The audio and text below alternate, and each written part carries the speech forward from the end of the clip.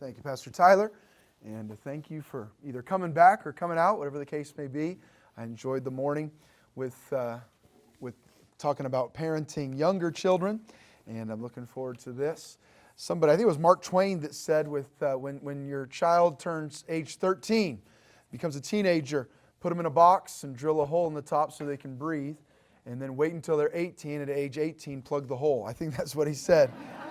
I'm not sure that is the right attitude or spirit or approach to parenting teens, but I do want to talk to you this session on the idea of parenting teens for those that either, maybe if there's anybody that wasn't here last night or this morning. My wife and I, we've been married as of last week 21 years, and we have 5 children. I have 3 teenagers right now, 18, 16, 14, and then a 9 and 6. And so we're still learning and growing, and God has given us wonderful memories and times and opportunities with our family. We truly do love our family and love spending time together. And I might talk about that a little bit today. I mentioned it this morning.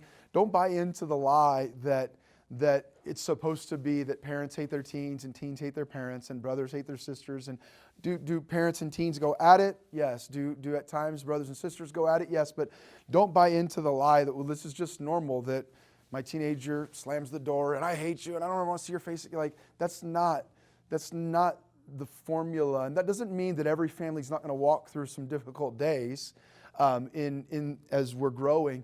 But that's not the pattern that God wants for us to have in Scripture. Family is supposed to be a wonderful, wonderful joy and supposed to be a picture of the gospel, as we talked about last night, and where there's that great love. So for those that weren't here this morning, where this material came from, the last month or two I've been doing a Wednesday night series for our church that I've entitled Family Talk. And it's really not a Bible study. We're not breaking down a passage and the context and all of that. We're not going verse by verse through a book, which I enjoy and do often. I'm doing that on Sunday mornings in the book of Acts. But on Wednesday nights, it's really more of this. It's just a family seminar, if you will, where I'm taking each age and stage of life and I'm sharing what I would say is a key word or a couple of key words to really be honing in on, focusing during that stage. And we started with infants and toddlers, and then elementary age, and then teens, and then we went to single adults and college age and married couples. And we're taking it all the way through every age and stage of life. God's Word has principles to guide us and things that should be our purpose and priority. And so that's what I did this morning. I took 2 Wednesday nights and I crammed it into the one session this morning. The infants, toddlers, and elementary, I put it all there. And then what I'm going to cover with you right now also was 2 separate Wednesday night messages on teenagers that I shared with our church family. And I'm going to cut some of it out and go through it a little bit quicker than I did with them, but it's probably going to be a good 45, 50 minutes or so. And I hope it'll be helpful, biblical, practical things for you as it relates to teenagers. So where we ended right before lunch was somewhere around age 12, kind of 6th grade, elementary age, getting out of that, moving into the teen years. And they're vital years, but they can be at times challenging and difficult to navigate years. And let me say this, they can also be wonderful years and should be wonderful years. What do we need to understand as God gives us teenagers? Teenagers are changing in every way imaginable. They're changing physically. That cute little kid that you had that was missing one tooth in the front and all of that, and those cute smiles and the bows in the hair, they turn into some half child, half adult with pimples, and they're not quite sure what's happening, and they hit puberty, and stuff starts happening in their body, and voices change and emotions change. Somewhere along the line in these years, they realize the opposite gender exists, and that they're not covered in cooties, right? And all of these things are changing physically and mentally and emotionally and hormonally, and all of this stuff is happening in their bodies. Literally, as they're changing mentally and emotionally, you study it, literally in their teen years, their brains are being completely rewired. And I don't understand it all, but it goes until somewhere in your early 20s that the synapses in your brain, things are disconnecting and reconnecting. And what is happening? God is growing that from a child into an adult and what we call in American society teenagers. That section, you're right in the middle of all of this change. Physical change. They get their growth spurt, and physical change and mental change, literally. And sometimes I'll joke with teenagers, but if you're raising teens, you're literally dealing with someone that's operating on half a brain. Their brain is being rewired. So it's not just a saying like, do you only have half a brain? Like they literally only have half a brain. That's physiologically true. And this is what you're dealing with. Their body chemistry is changing, moods. In addition, very often, they're changing spiritually.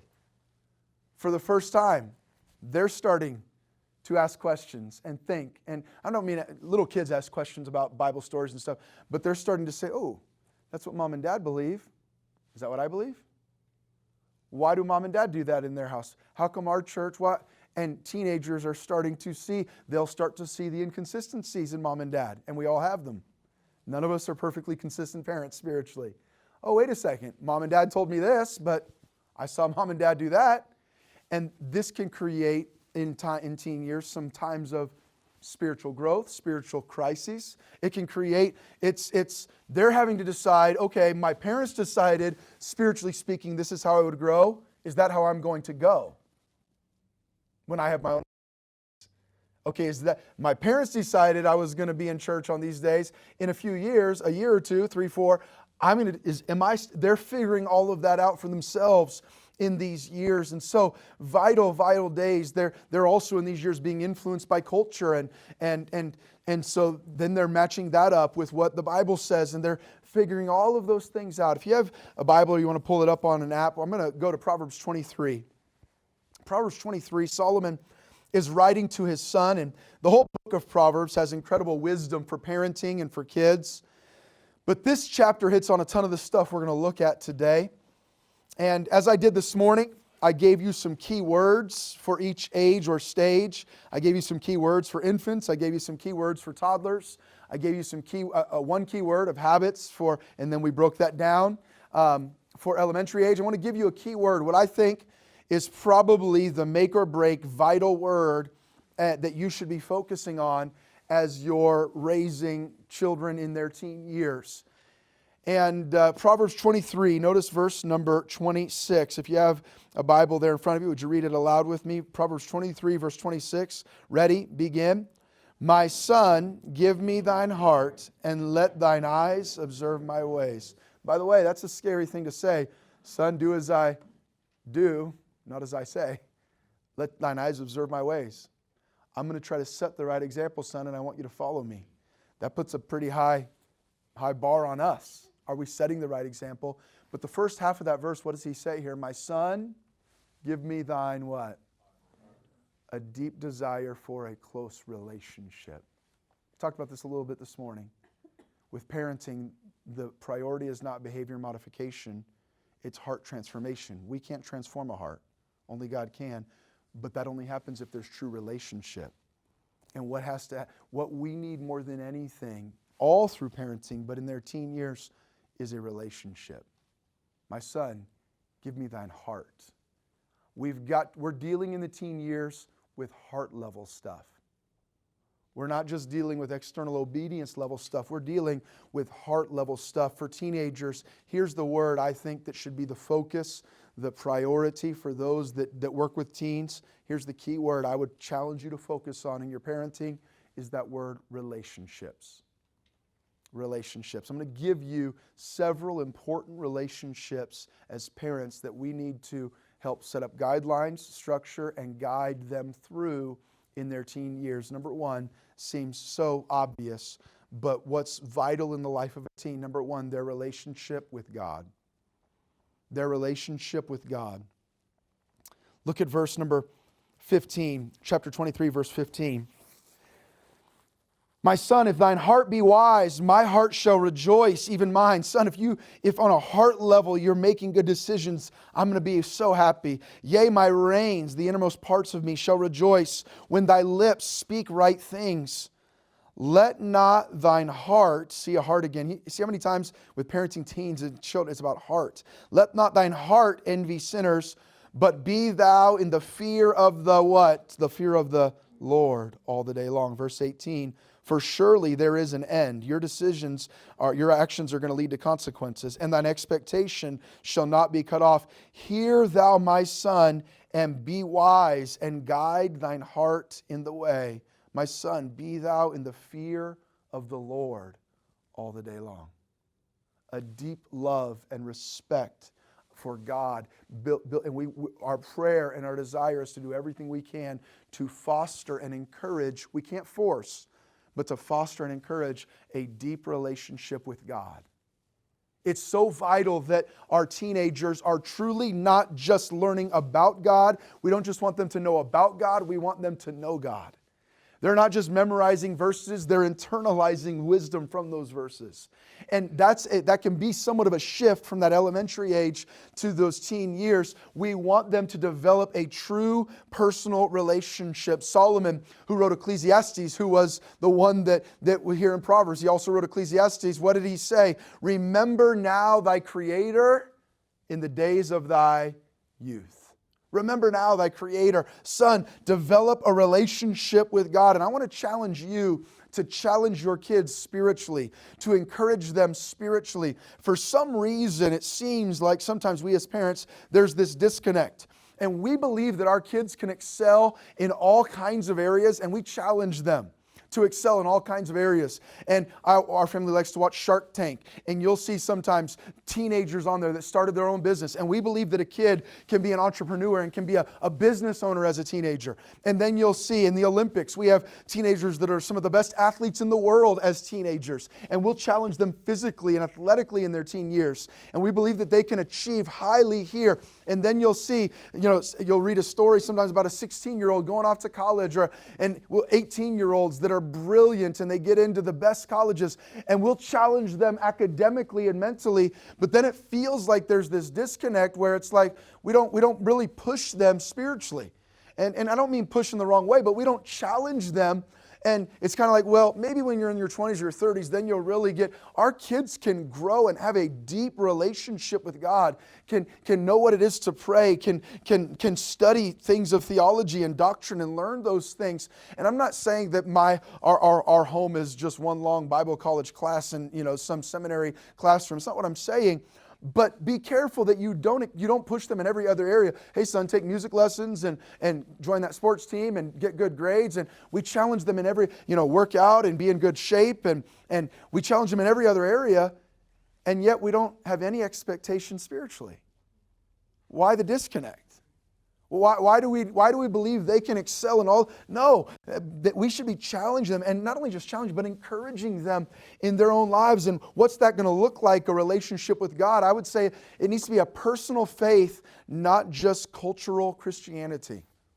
How many of you have, and some of you don't yet, and you're just coming, but you have teenagers in the home right now. Teenagers in the home, majority here. Here's the danger. I don't know any of your teenagers, and I have no idea their true spiritual state right now.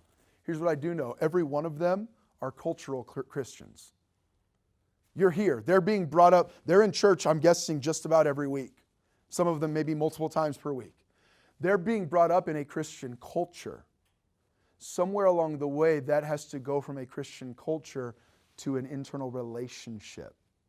The danger is we just bring them up in a Christian culture. They go through the spiritual motions, and then they never internalize it for themselves. And that's where a relationship with God, there needs to be a priority of church and spiritual activities as a family. Service. We ought to, as teenagers, challenge them to serve. A selfish life is a miserable life. Encourage and give your teens opportunities for service. There might be some missions trip or a trip to go serve this church or somewhere in the church weekly where they can serve or volunteer. Come down and as a family, clean the church together. And if you sing if there's a choir, sing in the choir, whatever it might, encourage, let your teens, as teens, so much of teens' lives is internal. They're receiving, they're consuming. School, sports, it's all for them, their pleasure. They need to learn in these years the joy. A selfish life is a miserable life. The joy of living for others in these years, not just all about them. Not only their relationship with God. Number two, this key word of relationships with teens. Number two, a relationship with parents and siblings. Verse number 22. chapter 23, what does he say in verse 22?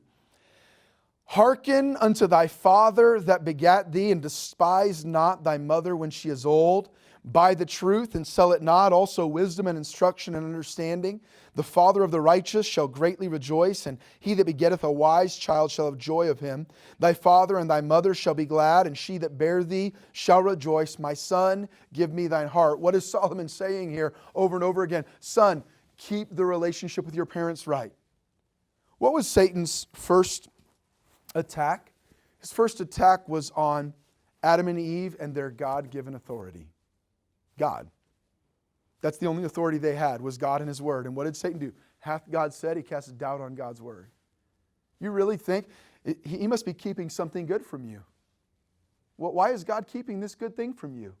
He got them to create this divide between their hearts and their spiritual authority.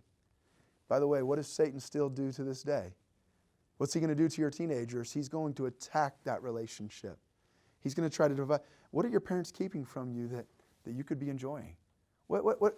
And he's going to, wait a second, why do I have these rules in my life? And why can't I do that? And why does everybody else get to do that? And Satan will use those things. And it's why in our society very often you think about, we make jokes all about, just like I did with the Mark Twain one, about raising teens and how it's the most miserable thing in the world. Why? We have a wrong perspective of this idea that teens are supposed to kind of push away their parents and vice versa. No, I gave the book in the last one, the book recommendation of Passionate Parenting by Carrie Schmidt. It talks about that idea of fighting for your child's heart and fighting for that relationship, because if you have a son, he is growing and getting more independent. There are going to be some times where he's going to kind of challenge authority.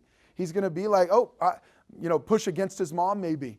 And he's kind of feeling his oats. I'm growing into a man. And so there are some natural kind of tensions that come into play with a teen guy and a teen girl that can divide and can put some strain on that relationship. But this is something, relationships with parents and siblings, you've got to make a priority and you've got to fight for. Don't buy into the cultural lie that teens and their parents aren't supposed to be close or are constantly supposed to be fighting. And we've had, just this week with one of my teenagers, we had a heart-to-heart conversation for about an hour where there were tears in our room just the night before I came here. And not in a negative, it doesn't mean there aren't going to be difficult conversations. There aren't going to be some misunderstandings, some struggles.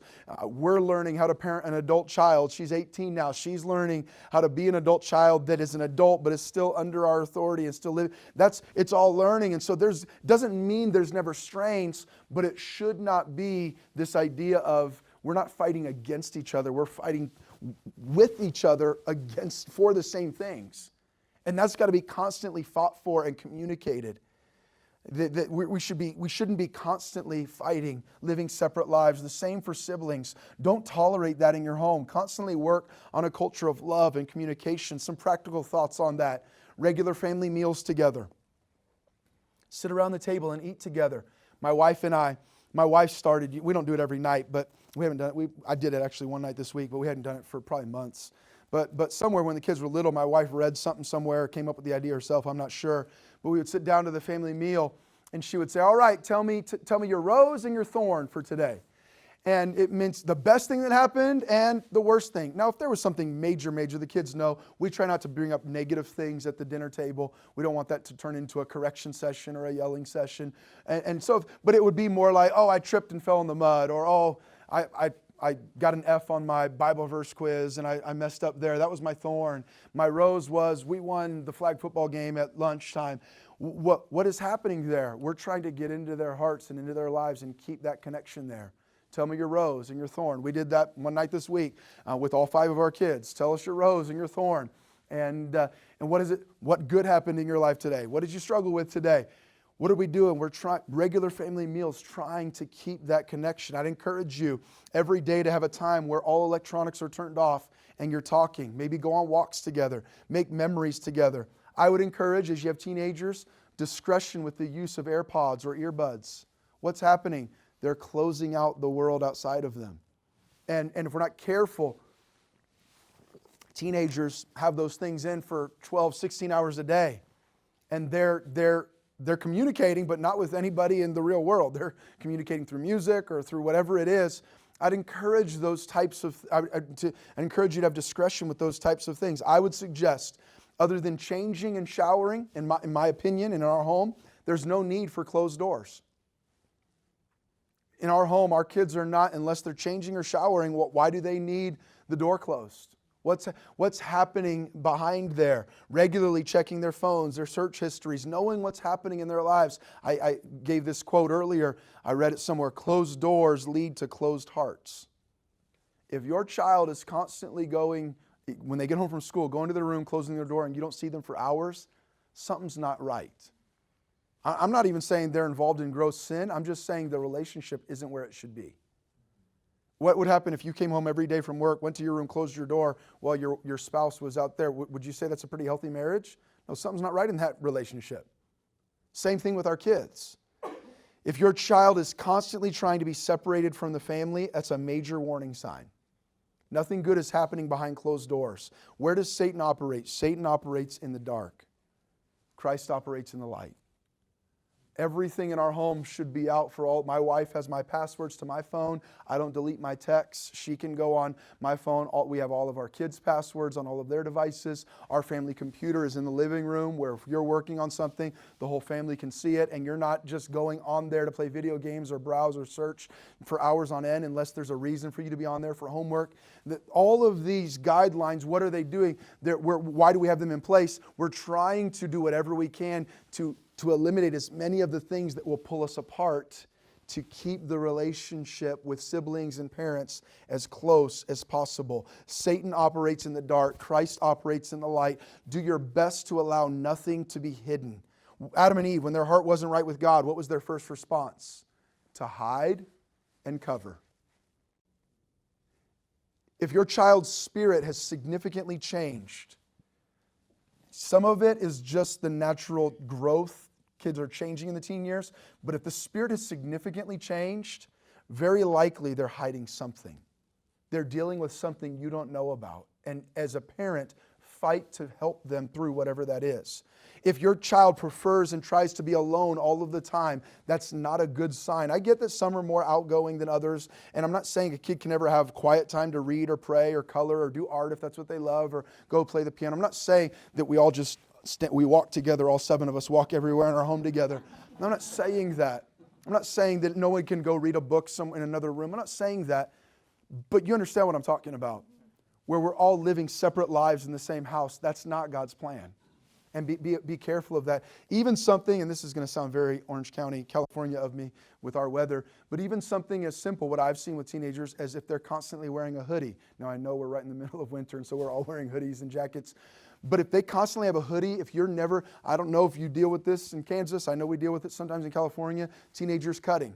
I was teaching this a month or two ago. If your child always has a hoodie on and you're not seeing, one, there's always a hoodie, always long sleeves, always dark. That's an expression of something going on in the heart that's probably not healthy. I'm not saying wearing a dark hoodie is wrong. I'm wearing long sleeves and, but if just be aware of those types. And I just taught this a month or two ago, and I had a parent say, you said that, and I had noticed that my daughter was always in the house, always had a hoodie on, was real sullen, was kind of reserved, was not talking. And I went and talked with her and found out you were right. She had been cutting recently on her arms and doing those things. Just be aware. Do your best to be aware of what's going on in your kids' hearts. Relationships with God, relationships with parents and siblings. Number 3, relationships with peers. Look at verse number 6. What Solomon tells his son. Chapter 23, verse 6. Eat thou not the bread of him that hath an evil eye, neither desire thou his dainty meats. For as he thinketh in his heart, so is he. Eat and drink, saith he to thee, but his heart is not with thee. Notice what it says. The morsel which thou hast eaten thou shalt vomit up, and lose thy sweet words. Speak not in the ears of a fool, for he will despise the wisdom of thy words. Verse 20 and 21 says, Be not among winebibbers, among riotous eaters of flesh, for the drunkard and the glutton shall come to poverty. What is Solomon telling his son? Son, be careful who you hang around. Parents, know your child's relationships at school, at church, in the neighborhood, online, social media. Do your best to know those relationships. And You're the parent. We want to build trust, but I think you should be the parent. You should have the right at any time to go into their room at any time, to read any note or any journal that they have. And you're going to have to do your best not to overreact and not to create bitterness, but your parents should know, I'm here to help guard your heart and guide your heart. And we've got to be open and honest. And honey, you can read, I don't know how I would say this. You can read every one of my kid doesn't need to read every one of my texts. There's things I deal with as a pastor that my kids don't need to know about. But I have nothing hidden from you. And as a child, I'm a spiritual leader. There's nothing hidden in our home. And I need to know who you're spending time with and those influences. Every one of these is so vital, their relationship with their peers, but their friendship relationships might be one of the most important, because in a few hours, a wrong friend or a wrong dating relationship can tear down what it took decades for a parent to build. A few hours with the wrong friend can destroy decades of training. And if that happens in your child's life, God is a God of mercy and long-suffering and forgiveness, and we can rebuild.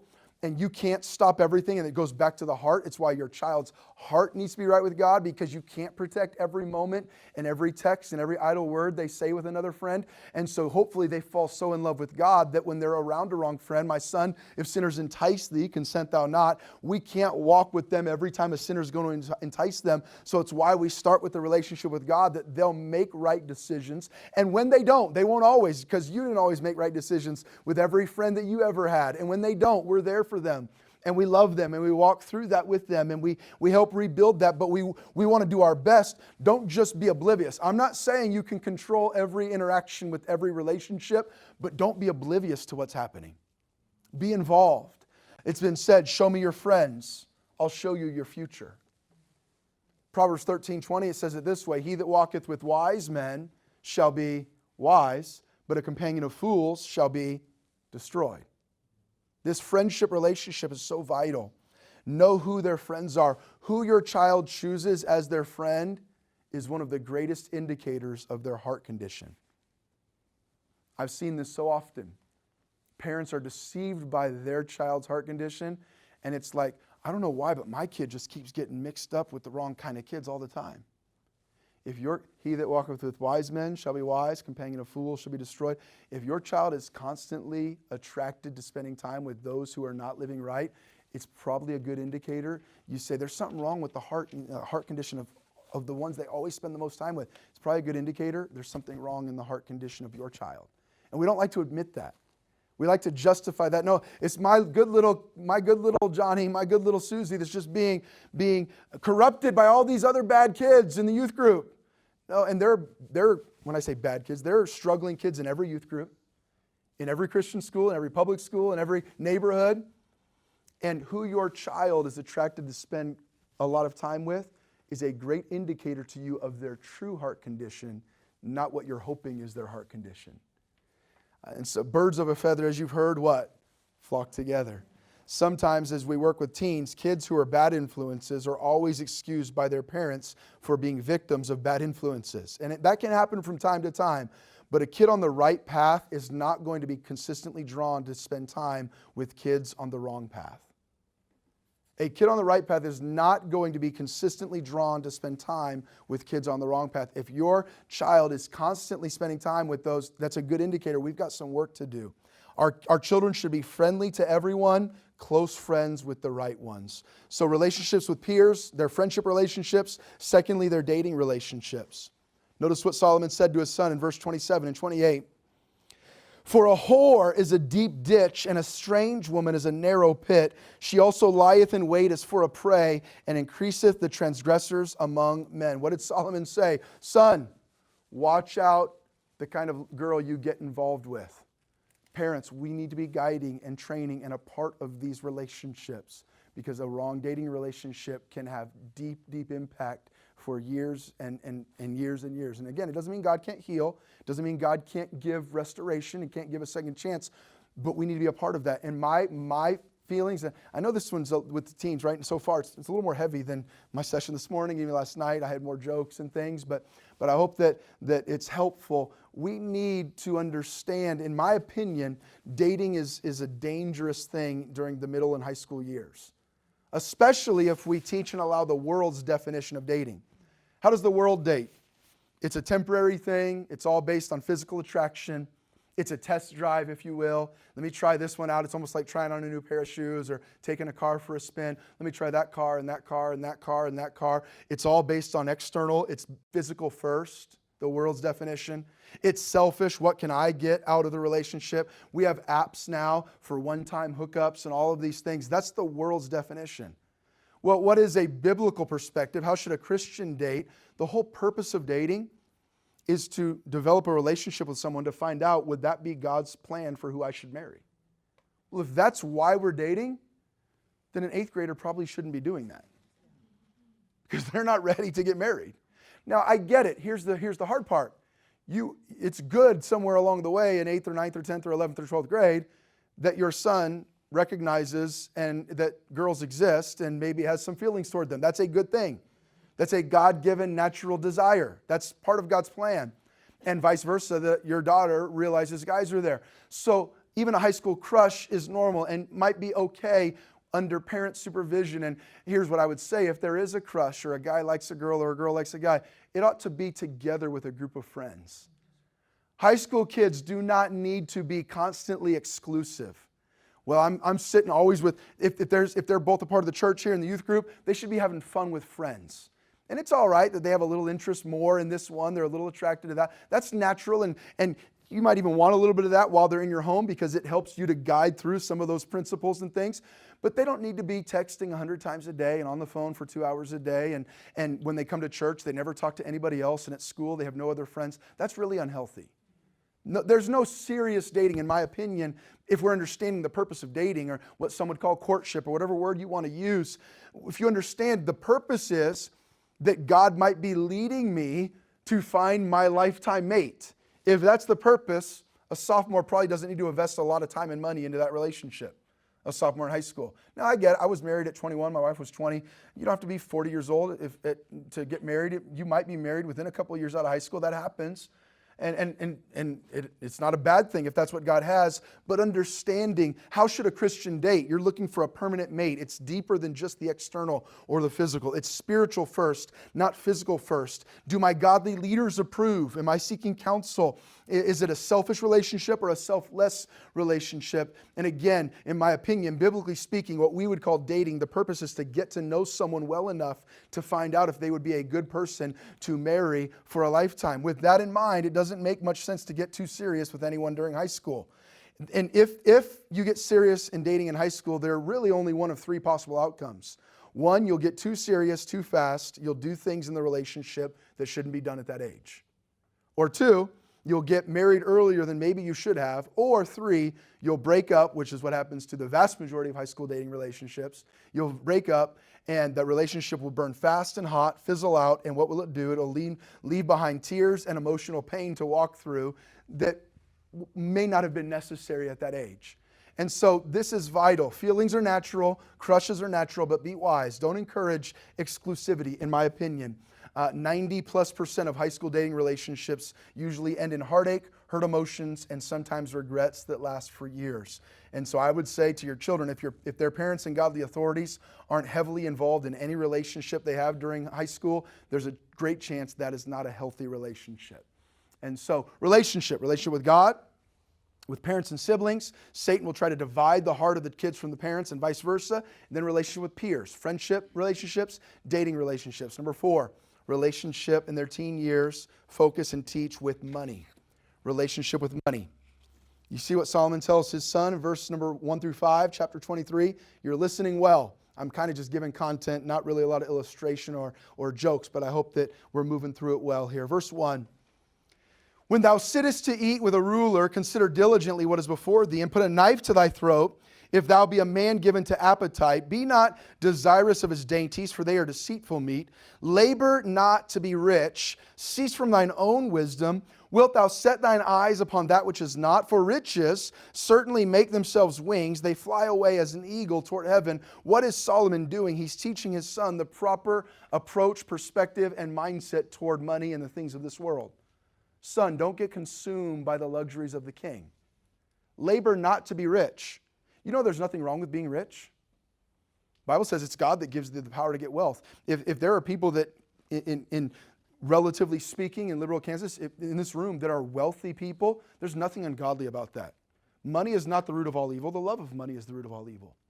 But did you know that working just to be rich is a terrible purpose for living?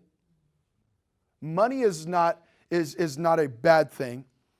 Money is a wonderful tool to help us fulfill God's plan for our lives. Money is a terrible purpose for us to live for. It's not wrong to have money. It's wrong if money has us. And what is he doing here? He's teaching his son, don't just decide what you're going to do based on, can I get rich? No.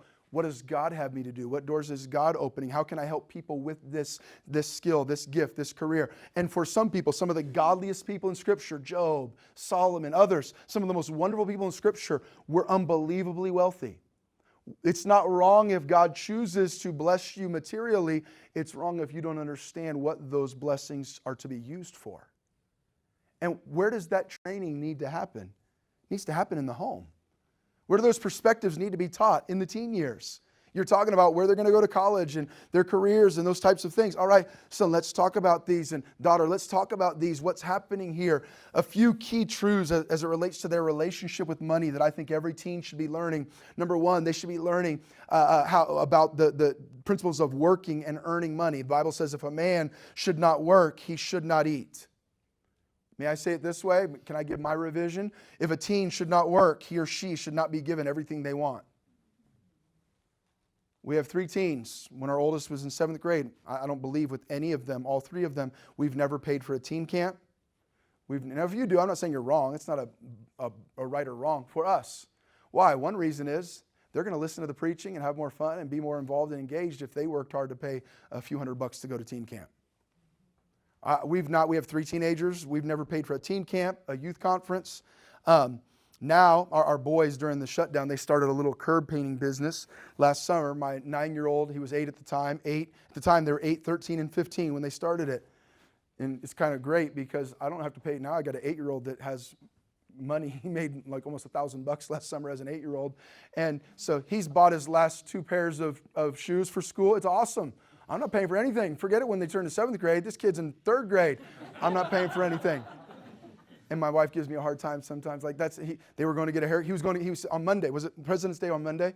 Monday, he's like, Dad, can I go to get a haircut? I was like, yeah, sure. The barber we go to is cash only. I was like, I don't have any cash on you, Trey. You got to get some money. My wife's like, honey, he is not paying for his own haircut. I've got some cash.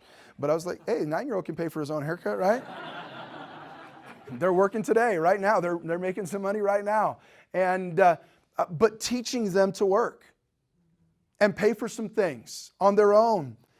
Teens can buy some of their own clothes, their shoes, their cleats. Turning 14 doesn't entitle you to everything you ever wanted. And this started in our home, even when they were in elementary. Our 3 oldest that are teenagers now, when they were like 6, 8, and 10, they wanted a Nintendo Wii. It was a newer system. It was like a year or 2 old at that time, I think. And they wanted it. And you know what we told them? You 3 start saving your money as you're earning a few bucks a week and you're getting birthday money and Christmas money. And they started saving their money and they bought that. Guess what? They're going to take better care of that. Now I think I bought them the PS4 they have. I know I bought the Nintendo Switch for Trey for a combination birthday Christmas gift at Christmas. I'm not saying we don't buy gifts and I'm not a dictator, all right? But we still have the Wii and it still works. Isn't that interesting? They took much better care of it and they used it more and enjoyed those. It's okay to help them get a job and begin finding ways to earn money. Their first job should not be at age 18. That's too late. Teaching them to work and earn money as teens. And some kids in our society, their first job isn't until they graduate from college. Parents pay for everything. They've never learned to work hard, even if it's around the house or around a farm or whatever it might be on the property. I'm not even talking about they have to go work at Walmart or a restaurant. It might just be around, but teach work ethic. Teach them over the summer. Teens should be learning to work, their relationship with money, learning to work, learning to give. Talked about this in the elementary session. Teaching them contentment, not covetousness. Teens don't need to spend 100% of everything they earn on themselves. Guess what? Teen years, they're learning covetousness. If they're on Instagram or social media, I don't know what it is in here, but for a lot of teens, shoes are the big thing. You know, they're sneakerheads and the new shoes that come out, or might be a video game or clothes or jewelry or whatever it might be. And it's okay for them to save for some of those things, but they need to learn to give, not just to take. Some of their money should be used to give back to God and then to help other people. I've mentioned this in elementary, giving toward missions and teaching this relationship with money. Son, you need to learn how to work hard, and then when you do, what you need to do with the first fruits of your increase is give. And teaching that last week, our daughter, she's working, coaching volleyball at the school and working at Chick-fil-A, and she's getting money. And then I forget somewhere, one of the younger ones, maybe it was Trey with the T-Bros curb painting business they're doing, and the Thompson brothers. Hey Trey, did you give to the Lord? Oh, I forgot. No, I'll do that tonight, Dad. And what are we trying to do? Remind them as you're not just taking and earning. What does the Bible say about the man that said, I'm just going to keep it all and build bigger barns, thou fool? It was all about him. It was selfish consumption. Thou fool. You never learned to give. Number 2, they should be learning, or 3, I guess, they should be learning to save. Saving, teaching them to save, even some investing. In the last 6 months, our 2 oldest have purchased their first vehicles. They paid for them both themselves. We helped with a little bit of stuff, and we pay for the insurance. It doesn't mean we don't help for stuff, but in our home, it's not a free ride. Even if I have the money to buy them those vehicles, I personally don't think that's wise. Now, these are personal opinions. Where it's Bible, I'll say it's Bible. Where it's personal opinion, if you do that, I'm not saying you're a bad parent and you're wrong. If you bought your kids their first car, that's between you and your spouse and God and what you think is best for your children. For us, I want them, again, I think they'll take better care of it. They're gonna be, and just frankly, I've got 5 kids. I don't know that I have $100,000 over the next 5 years to be buying five new cars, and they're not new cars that they got anyways. But and sometimes it's a little different from kid to kid. Ashlyn, our daughter, we paid for her driver's training. Titus, our son, he was making more. They were rolling in the dough last summer as teenage boys, and I made him pay for his driver's training, and he hasn't let me forget about it. Like how unfair that is. You didn't make Ashlyn pay for hers. I said, life's not fair, buddy. Sorry. If you want a license, you're paying for your driver's training. You got more money than I do in your savings right now, so go pay for that driver's training. But teach them to budget and save for big purchases. Save for college. I'll just be frank, based on where we're at financially, my wife and I probably will not pay for all of our college for any of our kids. We've helped. We've only had one go to college, and we've helped on a monthly basis. But we're not in a position to pay for all of her college. You can say that was bad stewardship on our end, whatever. Maybe it was. And if you have the means to do it and that's how God leads, go for it. For us, I want our kids helping to work their way through college so that they have some more skin in the game. And these are just practical thoughts. However that applies in your context, apply it. But no matter how it applies, they should be learning to work, to give, to save. And then lastly, number 4 on your relationship with money is spend. After you've given and after you saved, then you spend. And here's what you'll find out. Some of you already have with teenagers. It's amazing. When you teach them to work a little bit and to earn a little of their own money, to save it and to invest in it, it's amazing how something that was so important to spend your money on isn't quite so important to spend their own money on. One of our teens will say something like, oh, Dad, I need whatever. Hey, Dad, can I get such and such? And I'll say, sure, yeah, I'll take you out there. You got your wallet? My wallet? Yeah, you said you wanted this? And it makes it sound like I don't do anything for my kids. I do buy. I pay for a ton for our family, okay? But and it's interesting. It's happened more than once. It's not that important. No, I don't really need that, Dad. Well, wait a second. I thought, 3 minutes ago when you thought I was paying for it, you were all ready to spend it. Isn't that interesting, son? Their stewardship priorities change, and what are you training? You're teaching work, give, save, spend. Don't wait till they're 18 or 20 or 22. It's amazing. We teach our kids physics and geometry and algebra and all these things. I'm not against that. And they leave our homes with no biblical stewardship training whatsoever. They've not been taught any basic principles of stewardship, of how to earn and to be generous and to give and to save and to invest. We've not taught them any of those things. Parents, and if you're not in a position that seek out, get some help. There are books out there that can help teach some of these basic principles, but teach them a relationship with money. You've listened well. I'm going to give you the last relationship, and maybe in some ways the most dangerous one, and that is a relationship with technology. a relationship with technology. Probably the single greatest danger and detrimental thing in our children's lives are their devices. Phones, tablets, computers, AirPods, televisions. 30 years ago, if you were worried about ungodly content coming into your home, you had to worry about TVs that had 12 channels and radios. If you controlled the TV and the radio, there wasn't ungodly digital content coming into your home. And if you didn't have cable, there were a dozen channels to be aware of. And if you did have cable, some of you are old enough to remember this, the pastor preached against HBO, and as long as you preached against HBO, you kind of dealt with all the bad stuff that could come into your house. Things have changed. If your child has a device, as some of ours do, at their fingertips is every song that's ever been written about every subject in the history of the world. At their fingertips is every type of ungodly, evil, wicked content you can imagine. Whether it's violent, ungodly, wicked content, sexual, ungodly, wicked content, at their fingertips. We are living in an unprecedented age of access to ungodly content. Your children are not the first ones to have to deal with temptations to ungodly content. Probably every one of us somewhere growing up, there was something where we were tempted with some ungodly content somewhere, but they have greater access to it than any other generation has ever had. For most of us to see ungodly content, we had to find somebody's friend whose dad had a stash of something somewhere. Now, within 30 seconds, you can find anything you want to find. So we've got to understand that. And again, what the knee-jerk reaction is, then I'm going to talk about it. It's not bad to do this. I'm going to get this accountability software. My kids aren't going to get a cell phone. And I'll talk about some of this for how we've handled it. But here's the danger. It goes back to the heart.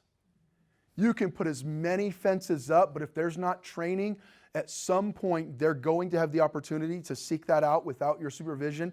It might be when they're 18, or you might keep them fully pure as the driven snow. You're going to sit in that chair till you turn 18 and never look at any screen and never talk to any friend. But somewhere along the way, they're going to face it, just like you and I are. And we have to develop, and we have to build a relationship with God that is strong enough and mature enough and deep enough that when faced with those temptations, one, they reject them, or two, when they fail, they come to you and talk about where they failed so you can walk through that with them. The statistics tell us that it's very likely in this room, it would be far more the exception that your teens and mine have not been exposed to wicked, godless, and some of them may be addicted to some of those things already. Statistics would tell us that some of the men in this room and ladies in this room, the same, not just the teens. Statistics tell us that it's somewhere in the range, I want to say, of 50 or 60% of men, I forget now, I shouldn't have said a statistic, but it's way up there, that are addicted to pornography, and the percentages don't change much when you walk inside the church doors. So this stuff is out there, and we've got to be aware of it. And our teens have to be aware of that. Turn, if you will, with me to Matthew chapter number 12. Matthew 12. I'm going to read a couple more passages and give you a couple more thoughts and wrap it up. Matthew 12, verse number 33.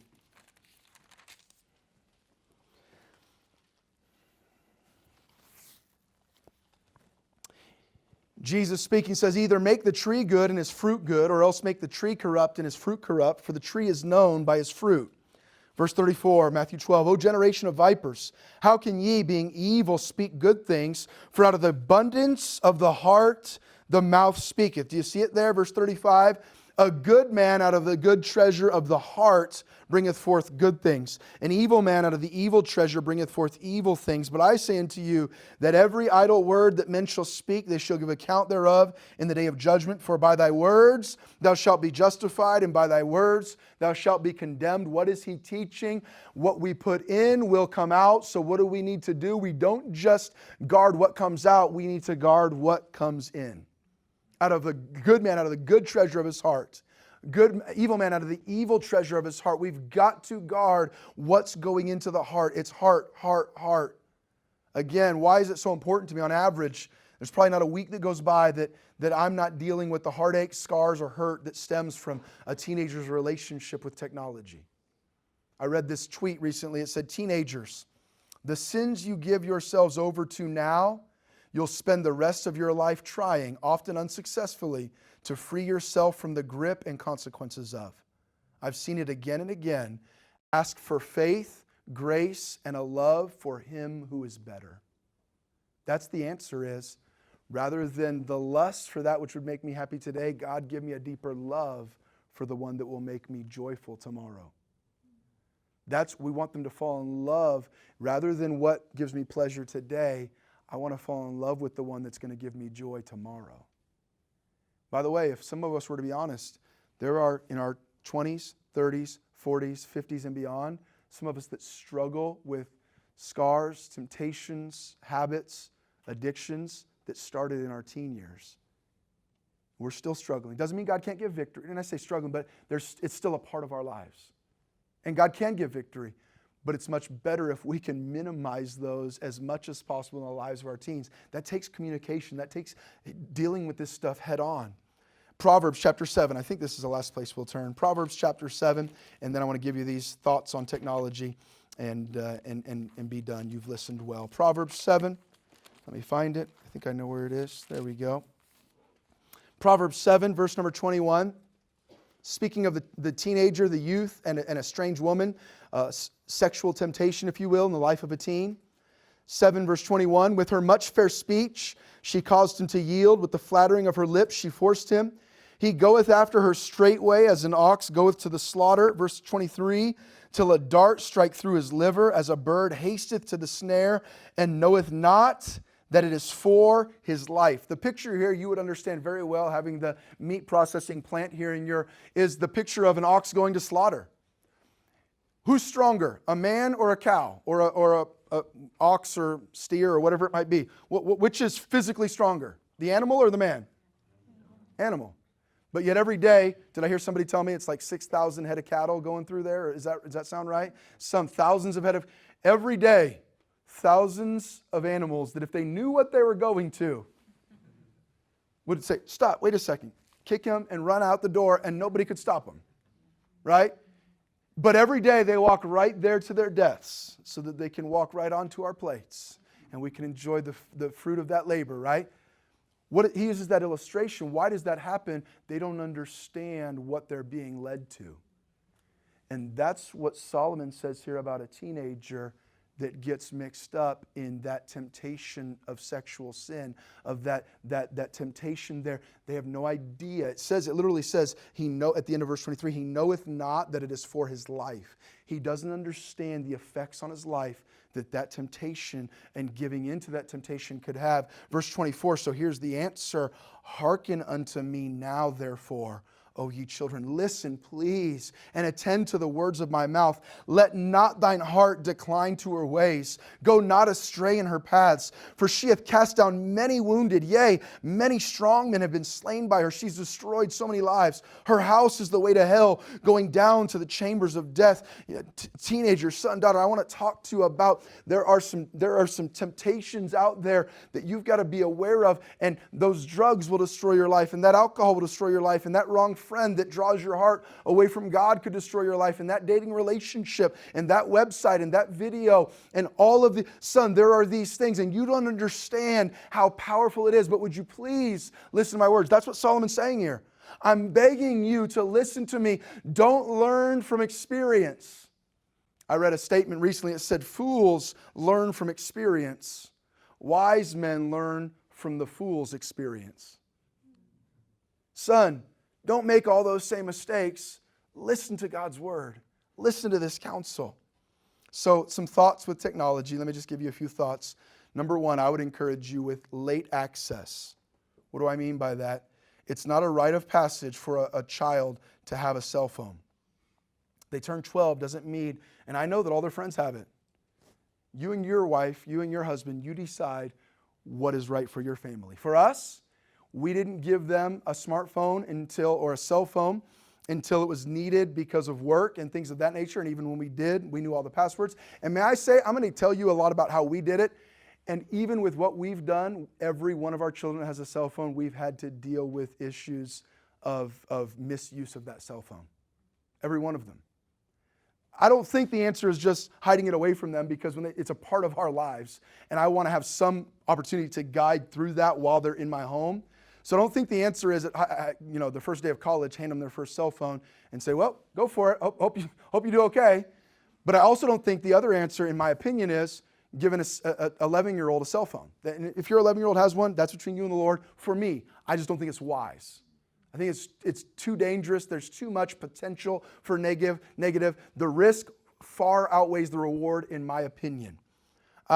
But for us, our daughter got one, I think, the end of her junior or beginning of her senior year. Up until that point, all the friends she texted on her mom's phone. And even still, and we have not been perfect in this, and our children have made some mistakes with their phones. But we tell them, you ought not be deleting, and mom and dad can check at any time, and your search history, and there's accountability things that you can put in, and software. But the externals won't fix it. It's a heart issue. What we can do is put some guidelines up while we seek to train the heart so they don't, it's like saying, the guardrail doesn't fix us from driving off the cliff. That's true. But the guardrail can help that hopefully when we bump into it, we realize we need to correct and we don't drive off the cliff. Like, guardrails aren't bad. They're not the answer. The answer is being a well-trained driver, right? The answer is knowing how to drive. And so don't get it mixed up, but understand when you're giving, our son Titus, for his 16th birthday, got a smartphone. And he, again, for work, he doesn't take it with him to school every day. The only time he has it is if there's, and every time he gets home from school, it goes on the counter. My daughter's home right now from college. Her iPad and cell phone, all of their devices go into our room at night. They don't have their devices with them in their rooms at night, including my 18-year-old college daughter. That might sound overbearing and dictatorial. I haven't seen that she's in any kind of gross sin. There's nothing good happening after 10 o'clock p.m. on her cell phone at night. There's no need for it. Even if it's not sinful, it's just not physically healthy. She's not going to get the sleep she needs. And so again, you can decide how you handle that. But for us, our freshman, he has a flip phone that he literally uses on Saturdays when they go paint curbs. And then sometimes he'll forget where it is the rest of the week. It has no data. He can't go.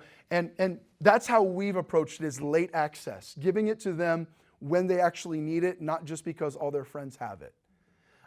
There's an article, I didn't bring it. If you want to Google it, you can find it. It's written by Matt Walsh. And I think the title is something, if you Google something along the lines of, there's no good reason for your child to have a smartphone. Has some really eye-opening statistics and some good thoughts. Matt Walsh, there's no good reason for your child to have a smartphone. But understand, as our kids get on social media, I'm on social media. How many of you are on social media of some sort? Obviously, it's not sinful in and of itself. But it can be hurtful, and it can be sinful. Help walk your teens through that. It can be addicting. It can be dangerous to the mindset of a young person. Why did that person get more likes than me? I'm not liked. Oh, how come they? It can be extremely dangerous for them spiritually, mentally, emotionally. They can get predators reaching out to contact them. I know that we all know this, but then we hand a phone, give them an Instagram account, give them a whatever account, Snapchat, whatever the teens want to be on these days, and we have no involvement. That's foolish. We've got to guide them in these relationships with technology. Not to mention the stupid stuff that they post as a teenager can come back to haunt them years later. How many people in their careers, 5 or 10 years later, are getting kicked out of a college they got accepted to? There was recently a professional NHL, like one of the top NHL prospects, that got de-signed or whatever because he came out with something when he was a teenager. He had one stupid tweet. And that digital footprint is going to be there the rest of their lives. Teach your kids that as they're going through there, that the influences. For our daughter, we allowed her to go on Instagram the summer before she went to college, after she graduated. And before she opened that up, I had her go research. I want you to go research some of the dangers of social media and send them to me. And then I want you to send me how you're going to use your social media. What's going to be the purpose? Now, can I be honest with you? If you follow my daughter, there are things she's put on there that I look and I say, why did you post that? It's stupid, it's immature, it's kind of, it's the 18-year-old. I don't understand the mindset of some of the stuff they post. So I don't know that she's followed her guidelines perfectly, and we've had to deal with some things, even on her social media. But what I'm saying is there was some intentionality before she got into it. Honey, what are you going to use this for? Here are the dangers. It can become very vain. It can become very, very you're seeking validation from these people, and that's very unhealthy spiritually and emotionally. I'm not saying we've done it perfectly, but we've tried to do it with some intentionality. And again, as I mentioned, even as careful as we have been and as late as our children got it, we have already had to deal with situations with unwise usage of their phones and social media for both of them. So if that's happening in our homes at age 16, 17, and 18, and they're still not equipped, and I don't deal with it all perfectly at age 42, why would I want to open that door up at age 12, 13, 14? For me, I don't. If you do, God bless you. Number two, limited access. Limited access of technology. So late access, limited access. In the multitude of words, the Bible says, there wanteth not sin, but he that refraineth his lips is wise. Technology is addicting. What do? When I have a free moment, I pick it up. I check my texts, I check my email, I check my social media. I waste. I don't know about you, I get every Sunday morning, I get my screen time report right when I'm trying to go to church and be spiritual and preach to God's people. And I'm like, you are such a lazy loser. You spent that much time on your phone this week? It's convicting. If I haven't figured out how to completely tame the dragon, it's probably going to be tough for my kids. Limited access. Set some guidelines. Like I mentioned, when they get home, put it on the counter. You don't need to be on it all evening. At dinner, nobody brings a device to the table. When you go to bed, you're not taking it to bed. Those are some thoughts for me. Let me read you. I'm going to skip through some stuff. I want to read this article that I read on teenagers' use of social media. You might expect that teens spend so much time in these new spaces, talking about digital, because it makes them happy. But most data suggests that it does not. The Monitoring the Future survey, funded by the National Institute of Drug Abuse and designed to be nationally representative, has asked 12th graders more than 1,000 questions every year since 1975 and has asked 8th and 10th graders since 1991. The survey asked teens how happy they are and also how much of their leisure time they spend on various activities, including non-screen activities such as in-person social interaction, exercise, and in recent years has asked about screen activities such as social media, texting, browsing the web. The results could not be clearer. Teens who spend more time than the average on screen activities are far more likely to be unhappy. And those who spend more time on average on non-screen activities are more likely to be happy. There's not a single exception. All screen activities are linked to less happiness, and all non-screen activities are linked to more happiness. 8th graders who spend 10 or more hours a week on social media are 56% more likely to say they're unhappy than those who devote less time to social media. Admittedly, 10 hours a week is a lot. But those who spend 6 to 9 hours a week on social media are still 47% more likely to say they are unhappy than those who use social media even less. The opposite is true of in-person interactions. Those who spend an above average amount of time with their friends in person are 20% less likely to say they're unhappy than those who hang out for a below average amount of time. If you were going to give advice for a happy adolescence based on this survey, it would be straightforward. Put down the phone, turn off the laptop, and do something, anything that doesn't involve a screen. Social networking sites like Facebook promise to connect us to friends, but the portrait of iGen teens emerging from the data is one of a lonely, dislocated generation. Teens who visit social networking sites every day but see their friends in person less frequently are the most likely to agree with the statements, "A lot of times I feel lonely.